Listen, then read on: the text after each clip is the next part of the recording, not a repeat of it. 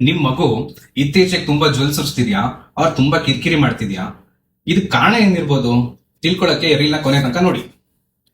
ಮಗು ಹೆಚ್ಚಾಗಿ ಜೊಲ್ ಸುರಿಸ್ತಿದ್ರೆ, ಕಿರಿಕಿರಿ ಮಾಡ್ತಿದ್ರೆ, ನಿದ್ದೆ ಮಾಡೋ ಕಿರಿಕಿರಿ ಮಾಡ್ತಿದ್ರೆ, ಹೆಚ್ಚಾಗಿ ಬೆರಳುಗಳನ್ನ ಚೀಪ್ತಿದ್ರೆ, ಅವ್ರಿಗೆ ಏನೇ ಆಟ ಸಾಮಾನು ಕೊಟ್ರೋ ಬಾಯಿಗೆ ಹಾಕೊಂಡು ಕಚ್ತಿದ್ರೆ, ಅವ್ರ ವಸಡುಗಳು ಸ್ವಲ್ಪ ರೆಡ್ ಆಗಿ ಊದ್ಕೊಂಡಿದ್ರೆ ನಿಮ್ ಮಗುಗೆ ಹಲ್ ಬರ್ತಿರ್ಬೋದು.